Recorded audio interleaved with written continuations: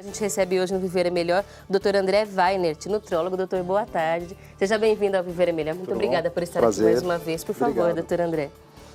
O doutor André é especialista em nutrologia pela Associação Brasileira de Nutrologia, Associação Médica Brasileira, especialista em atuação na área de nutrição parenteral e enteral pela Associação Médica Brasileira e membro da Associação Médica Brasileira de Prática Ortomolecular. Doutor, boa tarde. Muito obrigada por vir. Obrigado pelo convite mais uma vez. É um prazer estar aqui. E eu acho justo o homem falar sobre saúde masculina porque o senhor, inclusive, é alto, teve que lidar com todas essas diferenças. Homens geralmente são mais altos que as mulheres. É claro que isso tem mudado, mas tem características específicas mesmo, não é, doutor? Tem características masculinas e femininas que devem ser levadas em consideração quando a gente fala na qualidade da alimentação e prevenção de doenças. Está correto, doutor? Tá corretíssima. Homens e mulheres são diferentes desde o nascimento, praticamente, né? É claro que perto de bilhões de pessoas que tem no mundo, todas são diferentes mesmo, homens entre homens e mulheres entre mulheres, mas de uma maneira geral, a parte metabólica, a parte de composição corporal do homem, o metabolismo do homem é um pouco diferente da mulher. Né? Não que seja melhor, não que seja pior. É que geralmente, né, a gente falando de exatamente isso que você no começo falou, eu como e parece que não dá certo. Metade do que meu marido come, ele não engorda e eu engordo. E eu ouço isso praticamente todos os dias. Eu ouço isso, né, todos os dias, né? E isso é uma verdade, E eu falo para a mulher que eu tento mostrar um outro lado de que, na verdade, muitas vezes parece que você perde menos peso, parece que é um pouco mais lento. Na verdade, o metabolismo da mulher é um pouquinho mais lento do que do homem, de uma maneira geral, mas proporcionalmente as coisas não mudam na hora de perder o peso. Até porque foi o que você falou, diferentemente você resolver fazer falar, eu quero perder peso e perder 5 quilos, você perder 5 quilos e eu perder 5 quilos. A proporção é totalmente diferente. E às vezes é isso que eu tento mostrar, que a proporção que é o que vale. Então, o que a gente tem que entender, no metabolismo do homem e da mulher, que são diferentes, né? O homem tem mais massa magra que mulher, isso é genético, não tem como mudar de uma maneira geral. A mulher, geralmente, o corpo da mulher, a composição corporal da mulher se dá por mais gordura do que do homem. O homem tem uma massa magra maior. Também por questões hormonais? Sim, totalmente. Até pela própria necessidade da maternidade, da geração, né? Sim, isso é bem genético mesmo, né? Isso que até por conta, falando de parte hormonal, um dos principais hormônios que é o produtor de massa magra, que vai estimular a produção e o estímulo de massa magra, que é a testosterona, que a gente liga que é um hormônio masculino. A mulher tem testosterona, tem que ter testosterona. É que proporcionalmente, para você ter uma ideia, homem chega a ter, às vezes, 20 vezes mais testosterona que mulher. Né? Hormônios femininos o homem também tem. Hormônios femininos são hormônios que eles retêm um pouco esse ganho, esse ganho de massa magra, e eles estimulam outras vias metabólicas que o homem tem também, mas tem em menor quantidade. Então isso desde os primórdios, desde que o mundo é mundo, o homem tem uma composição corporal diferente da mulher. Então, geneticamente, nós somos diferentes de vocês, né? Mas desde que Deus fez o mundo, e assim vai ser provavelmente por um bom tempo, né? Teve mudanças, né, conforme a civilização foi desenvolvendo, o homem das cavernas, etc., e para chegar onde nós chegamos hoje. Mas a nossa gênese, a nossa parte genética, ela é bem diferente. Agora, a gente vai pensar um pouco mais, doutor, o senhor falava sobre a época das cavernas, o homem na época paleolítica e tudo, mas vamos pensar um pouco em como mudou o nosso comportamento alimentar desde lá. Desde a composição da nossa alimentação, mas aos hábitos. O que a gente mais tem de mudança desse processo todo? A comida era muito mais escassa, primeiro ponto. Sim. Na verdade, se a gente for pegar da história, nós éramos caçadores, ou a gente comia, teoricamente, né, na época do Homem das Cavernas, nós comíamos o resto dos outros animais. E aí a gente começou a comer essa carne. Proteína, basicamente, era alimentação mesmo, doutor? Era basicamente proteína, mas tinha muito mais fibra, porque o homem consumia também folhas, o homem consumia a raiz, o homem consumia tubérculo, não era só a carne, o homem tinha o consumo de fruta, existia esse consumo. Então, ele equilibrava. E depois, com o tempo, foi se aumentando. A grande coisa, acho que a grande virada que aconteceu realmente na nossa alimentação Até que, se você pegar proporcionalmente no século XVI, XVII, na época das monarquias, etc., você tinha pessoas mais obesas pela abundância de que se tinha naquele estilo de vida, principalmente de quem era mais abastado financeiramente, né? Mas o grande aumento da população foi agora, em meados de década de 50 e 60 do século passado, que teve um aumento da industrialização. Então, passamos a criar tudo em grande, em larga escala, né? Então, as plantações, tudo em larga escala para você ter um aumento do consumo, para você conseguir, a indústria conseguir... Alimentar mais gente. Exatamente. E isso, para justamente você tendo esse aumento da escala, você quer baratear. Então, começa aquela coisa do lucro, do capitalismo do lucro, que não tem jeito, né? E aí você começa a perder um pouco em qualidade. Então, se você pegar hoje... O grande problema é a facilidade que a gente tem de ter o alimento. Então, fazendo um comparativo do homem das cavernas, que tinha que plantar, ou mesmo o índio hoje, que vai, que planta, que tem... Que é bem a nossa realidade ancestral, né? Exatamente. Se ele tiver que comer uma carne, ele vai caçar o animal, ele vai demorar um dia, pode ser que ele não consiga, ele vai pescar, o que A variedade é muito mais de origem da natureza, né, do que a natureza oferece, e do que o mercado oferece. Hoje você não precisa nem ir no mercado, né? Hoje você basta apertar um botão em casa pela internet e te chega uma caixa cheia de coisas do que você quiser. Então, a facilidade que as coisas acontecem hoje. Eu costumo falar assim, hoje, a facilidade e como esse alimento é colocado para a gente. Então, eu estava até estudando sobre o assunto um tempo atrás, no começo do século passado, eles colocavam que refrigerante era bom para criança, que todos esses alimentos hoje que a gente tem estudado, o açúcar... Leite condensado substituía leite materno, gente. Exatamente. Tinha uma propaganda que contava isso, falava, substitua o leite por leite condensado. Porque não se tinha estudo sobre isso, não se tinha conhecimento sobre isso, e você, vendo uma propaganda, você acreditava nisso e você ia atrás desse alimento, acreditando que realmente aquilo funcionava. E os estudos começaram a aparecer, e hoje, com um boom de informações, mas não só isso, com esse boom da indústria que teve, a oferta aumentou demais. Então, hoje, se você for no supermercado, vai ter muito mais industrializado. Muito. E qual que é o corredor mais bonito do supermercado? É o do industrializado e é o do carboidrato, aquele pacote colorido, aquele pacote que te chama a atenção, que tem toda a parte de marketing. Hoje, se você for em qualquer papelaria, a hora que você chega no caixa, tem de tudo. Tem um docinho ali para você levar na hora de pagar. Exatamente. Na hora que você está na fila do supermercado, é o refrigerante, tem tudo aquela amostra que é muito mais fácil de você pegar. Explica para a gente, doutor, a diferença do alimento in natura, o que é processado e o que é ultraprocessado, multiprocessado. Então, assim, primeira coisa, alimento não tem ingrediente. Alimento é um ingrediente. Então, se tem uma lista de ingredientes, não é alimento. Ele é um alimento, mas eu digo assim, o alimento bom, aquele alimento saudável, ele não necessariamente ele tem que ter ingredientes. Banana é banana, feijão é feijão, arroz é arroz. Exatamente. Tá? É óbvio que a gente tem alimentos no mercado que são de boa qualidade, né? Que eles passam por alguns processos para você poder consumir, né? Para você poder armazenar esse alimento. Então, existem alimentos processados pela indústria que são de boa qualidade, que são alimentos que, claro, dificilmente você vai pegar um alimento que esteja na gôndola do mercado que não tenha nenhuma substância que, pelo menos, que conservante, por exemplo, consiga conservar ela por um tempo maior. Mas você tem alguns conservantes, alguns estabilizantes, em menor quantidade. Agora você tem alimentos ultraprocessados, tem alimentos, esses que a gente eu falei das gôndolas que são super coloridos. Esses alimentos, geralmente, se você pegar muitos deles, vamos falar de alguns snacks, vamos falar de batata frita que você compra no supermercado. Batata que você corta e frita na sua casa é uma coisa. Essa batata que você compra do saquinho e abre, provavelmente o que tem de batata ali não é metade do saquinho. Então, muitas vezes você não está comendo nem a batata, não é nem batata que tem lá dentro. É uma massa É uma massa de várias coisas.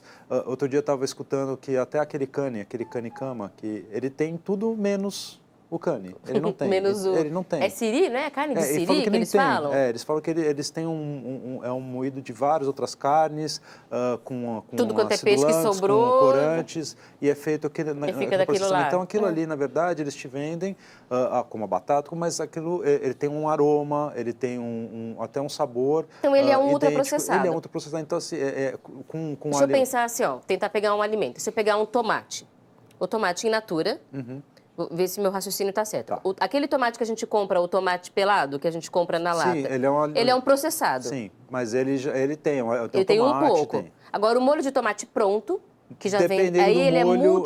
ele é ultraprocessado? Não necessariamente ele seja ultraprocessado. Ele pode ser um alimento processado, ele pode ser um alimento... O ultraprocessado não quer dizer também que é um alimento Muito ruim. muito ruim. Você tem tipos de alimentos, tá?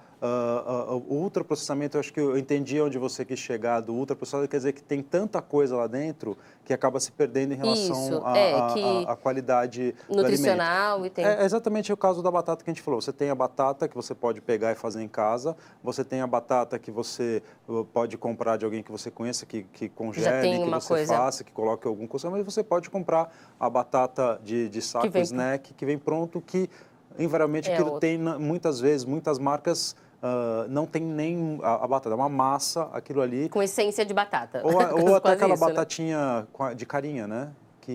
E muitas vezes você pega, inclusive essas batatas que você compra, a gente fala da batata que fica mais fácil, que todas elas têm o mesmo formato e o mesmo tamanho, né? E não existe batata todas do mesmo formato, com o mesmo tamanho, no mesmo tipo de corte, que encaixam uma em cima da outra. Então, aí a gente começa a pensar que, na verdade... Não é batata. Você não está consumindo a batata, você está consumindo um alimento que tem até um pouco um cheiro que lembra derivado de batata, digamos mas assim. que na maioria dos casos passou por tantos processos e foram colocados tantos outros substâncias dentro para dar um aspecto, para dar cor, para dar cheiro, para dar a textura parecida com a da batata, mas não é a batata que está lá dentro, tá? E esse tipo de alimento é que faz mal.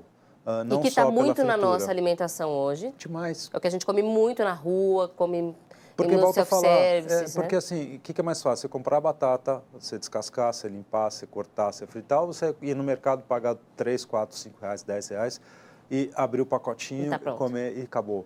Né? Que você demora, enquanto você está lavando a batata, você já comeu o pacote inteiro. Então, é a facilidade da coisa, é o sabor. Né, que você sabe o sabor que você está consumindo.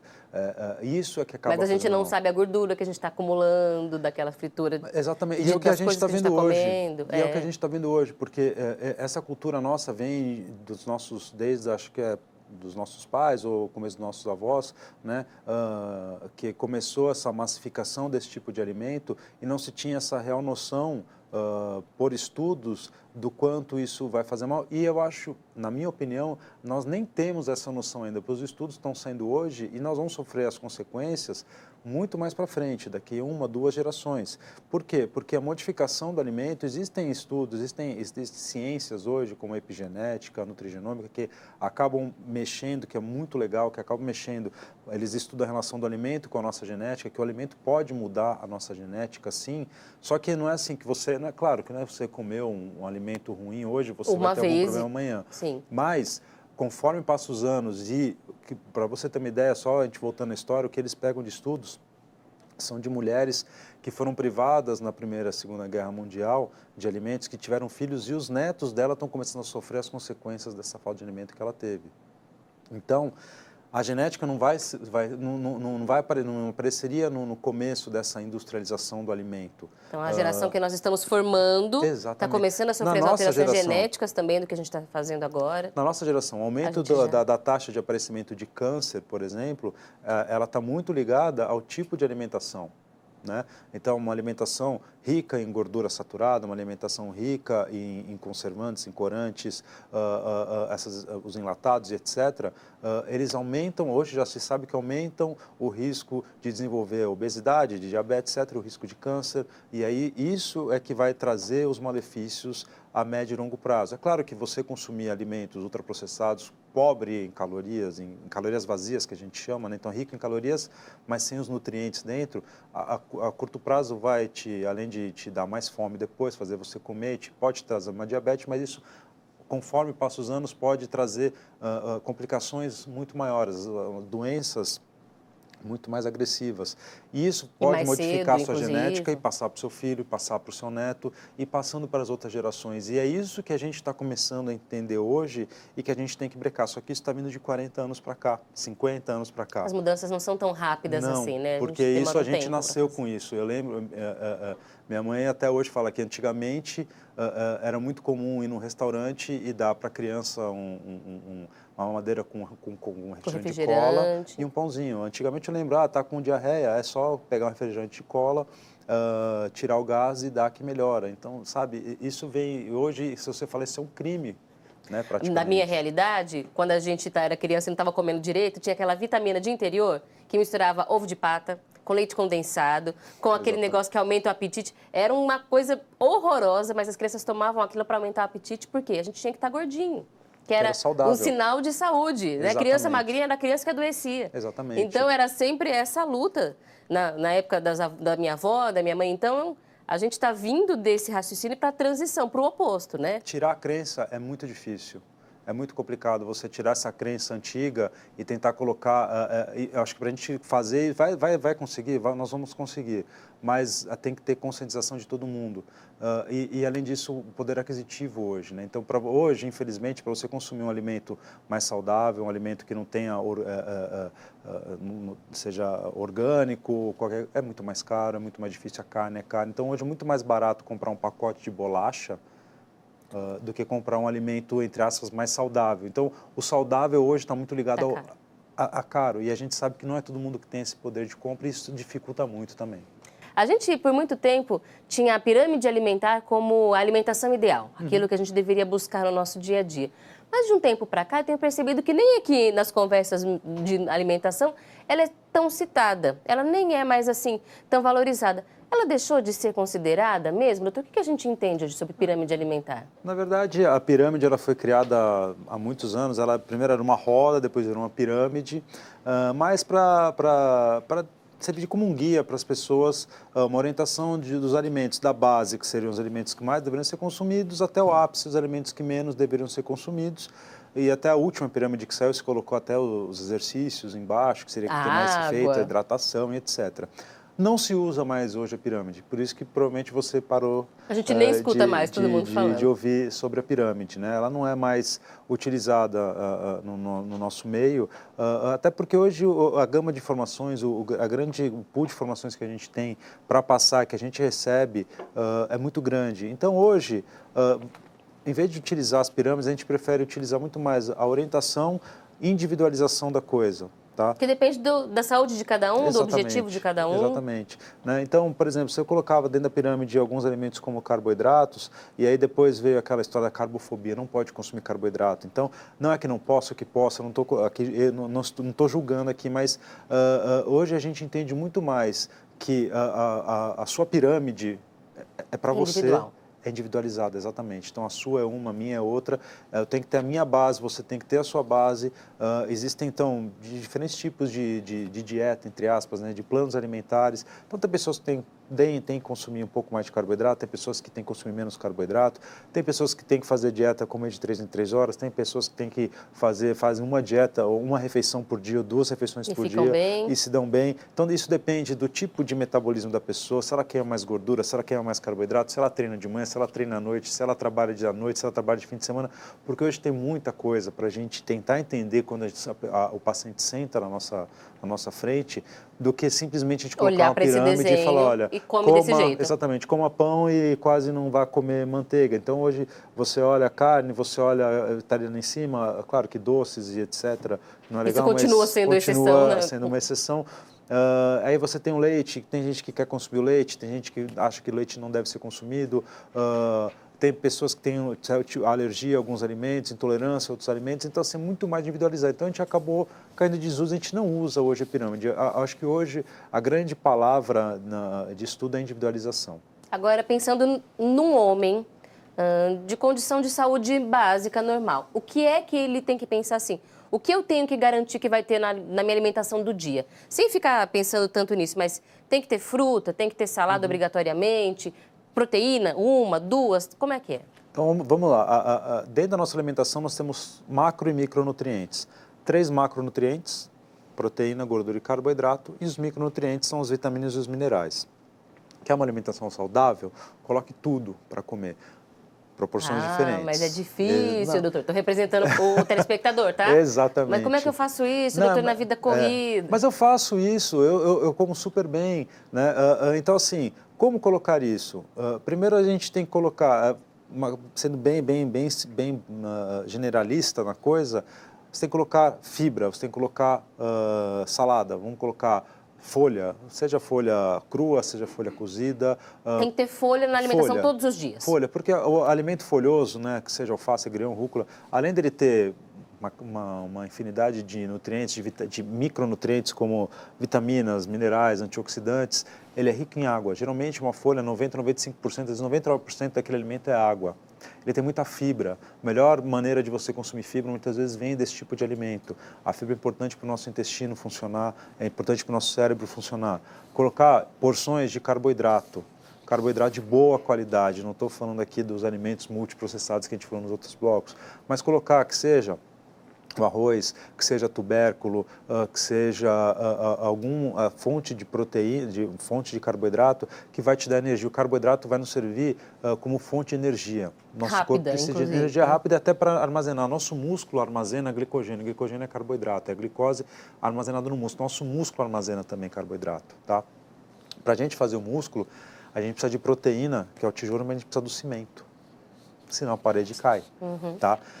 Precisa ter proteína também de boa qualidade, não a proteína processada, falando como os embutidos, como presunto, peito de peru, etc. Mas proteína, seja proteína animal ou mesmo proteína de fonte vegetal, aqueles pacientes que não são vegetarianos, exatamente.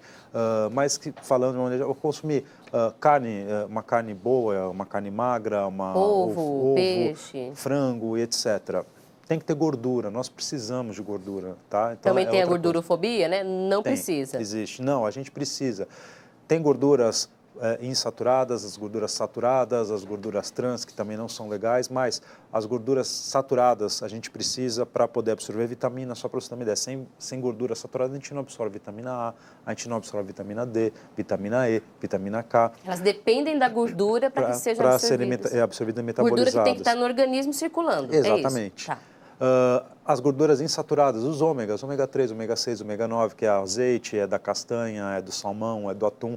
Então, você precisa ter, se você vê, eu falei salmão, castanha, etc., o atum, que são fontes proteicas, mas tem gordura junto. A carne também tem gordura junto, gordura saturada, mas tem um pouco. Então, você conseguir equilibrar isso dentro de um prato. Vamos falar de um prato que seja metade de folhas, vamos carregar em folha, pode carregar, não tem problema. Coloca folha legume. Não precisa ter tanta moderação, não, assim, só tem cuidado, que ter, né? Só cuidado, por favor. Com sal. Com o sal e com os temperos industrializados. Porque não adianta você fazer um prato de alface e colocar os molhos ranches, molhos de parmesão, etc. Então, tempere com limão, tempere com um pouco de sal. Sal é importante, só cuidado com o excesso de sal. Ou tempere com ervas.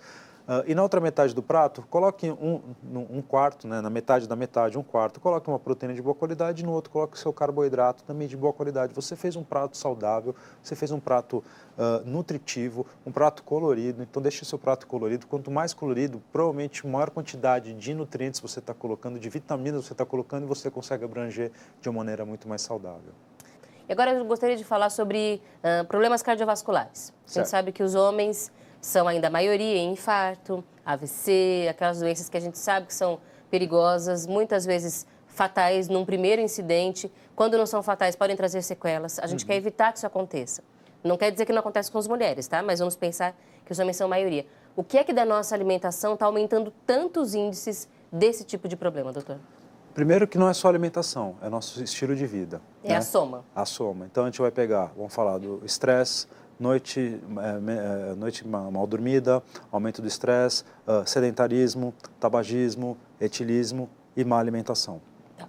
Dentro da má alimentação, o excesso de consumo de alimentos industrializados, então o excesso de consumo de sódio, excesso de consumo de calorias vazias, o excesso de consumo de gorduras de má qualidade, principalmente essas gorduras que a gente chama de gorduras trans, que são gorduras que a indústria criou para o alimento ter uma duração muito maior na gôndola, não estragar com tanta facilidade.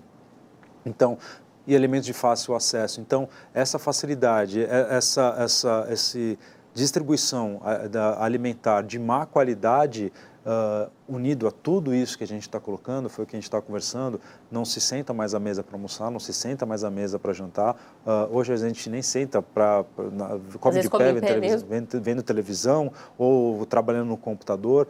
E a gente infelizmente, hoje nós não prestamos atenção naquilo que nós estamos fazendo, inclusive na nossa alimentação.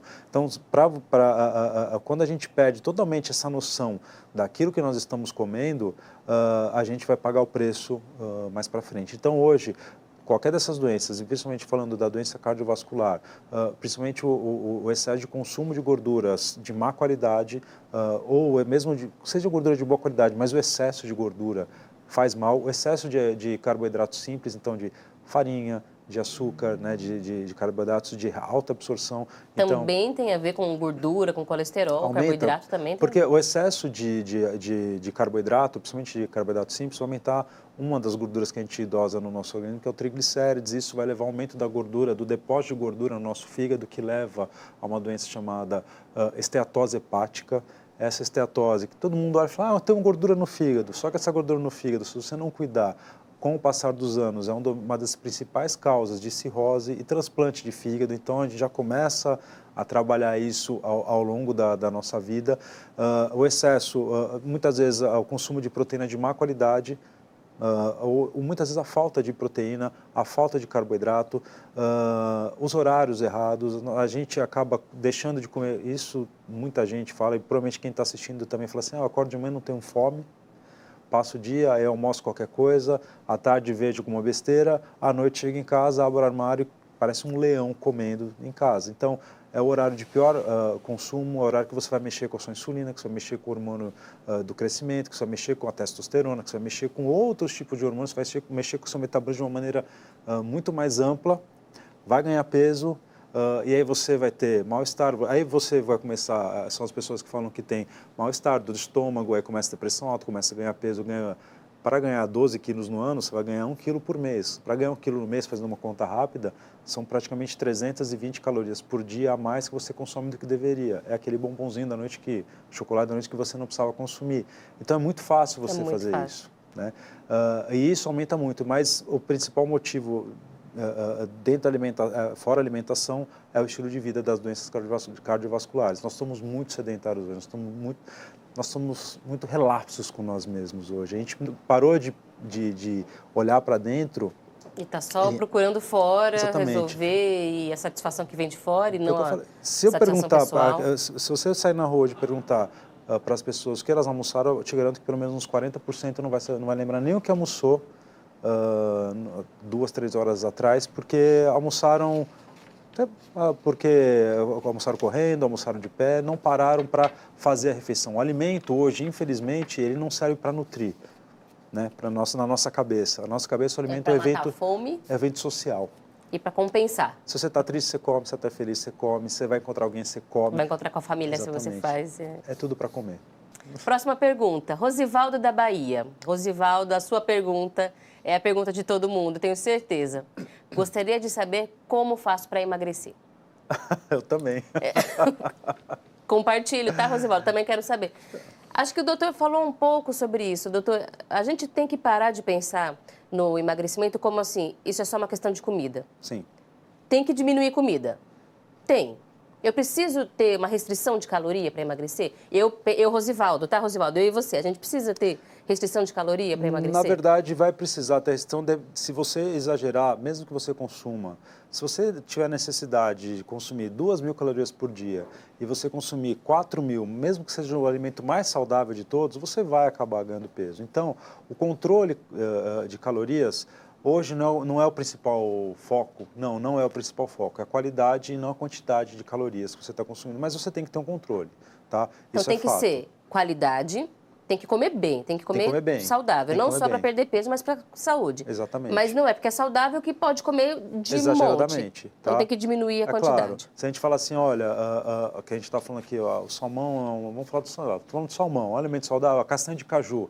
Um alimento saudável, legal. Só que se você comer tudo de 1 quilo de castanha de caju, né, fora os outros alimentos, provavelmente você vai ganhar peso, porque você está consumindo um excesso de alimento. Então, você tem que ter um controle da caloria, sim. Não é o principal? Não é o principal.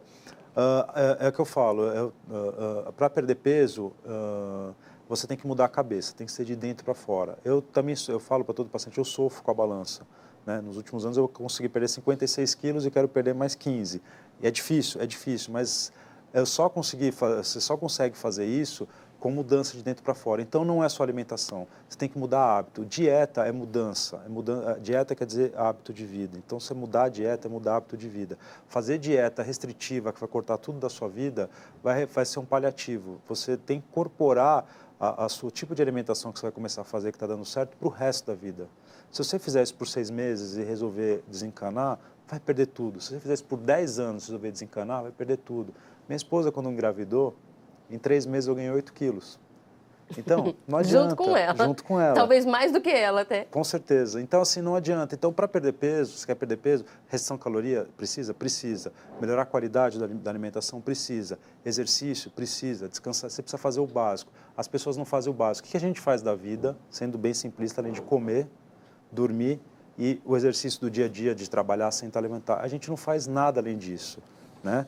E as pessoas não conseguem fazer o básico, elas procuram a solução lá na frente sem trabalhar a base da coisa de dentro para fora. Então, trabalhe de dentro para fora, se alimente direito, faça exercício, descanse bem, o descanso é importantíssimo, e aí a partir daí você colocar isso numa rotina, vai ficar mais fácil de perder peso. Que aí, senão não adianta não fazer nada disso, aí a gente apela para os alimentos milagrosos, a dieta da moda, o suco detox. Tem que ser uma base de saúde bem cuidada, senão não vai perder peso. É aquilo que eu falo, qual é a melhor dieta? Não existe a melhor dieta. A melhor dieta é aquela que funciona para você. Se ela funciona para você, você não tem que fazer a dieta, você tem que ser a dieta. É o seu estilo de vida. Exatamente. Rosivaldo, você vai ter que ir se descobrindo o que funciona para você, mas olhe com essa crítica para o seu estilo de vida, hein? Muito obrigada pela participação. Mais pergunta para responder. Muito obrigada aos telespectadores do Viver Melhor. Homem cuida da saúde sim, tá vendo? Vocês estão provando isso. Lourice Witt, de Foz do Iguaçu, Paraná. Gostaria de saber se a fraqueza muscular é causada pela alimentação incorreta. Pode, com certeza pode ser.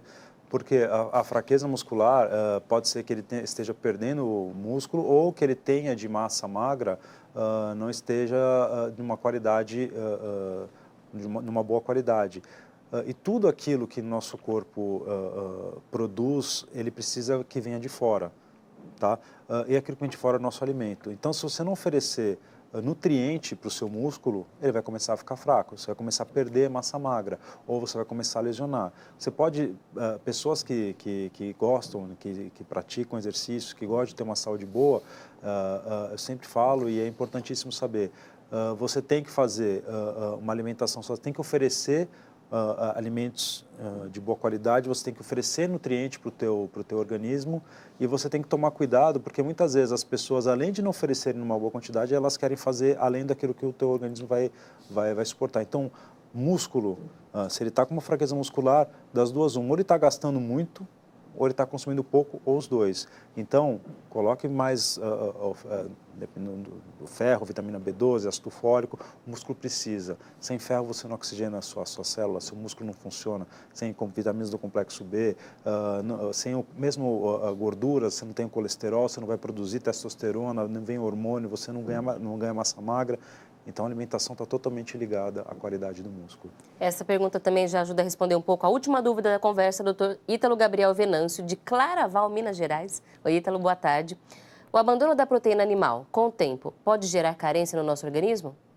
Uma boa pergunta, mas se bem feita, não. A gente precisa, nós obrigatoriamente precisamos de proteína animal? Não. Tá?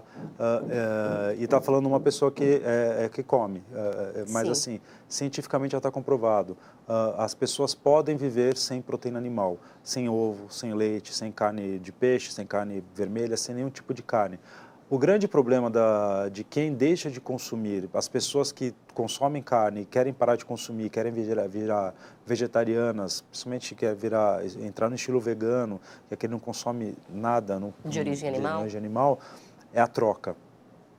Porque o grande erro dessas pessoas, no começo, elas acabam trocando a proteína por carboidrato. E é aí que está o grande erro. Se ela conseguir fazer essa troca de proteína animal, trocar por vegetal. alimentos de uma quantidade, uma qualidade boa de proteína vegetal, não vai ter problema algum, ela pode viver tranquilamente. Ela, claro que vai ter que ter alguns cuidados maiores. A gente sabe que o ferro absorvido muito melhor, o ferro de fonte animal do que vegetal, vitamina B12 de fonte de vitamina animal do que vegetal. Então, se ela conseguir fazer esse controle e no momento que precisar repor, se precisar repor, ela fizer essa reposição, ela pode ver sem problema algum. Existem atletas olímpicos, existem fisiculturistas que são veganos, que não consomem nada de proteína animal. Então, você quer fazer isso? Você obrigatoriamente precisa de proteína animal para sobreviver? Não precisa. Não precisa. Mas tem que fazer direito. Mas tem que fazer... Buscar orientação nutricional. Exatamente. Se for proteína animal vegetal, tem que fazer direito, tá?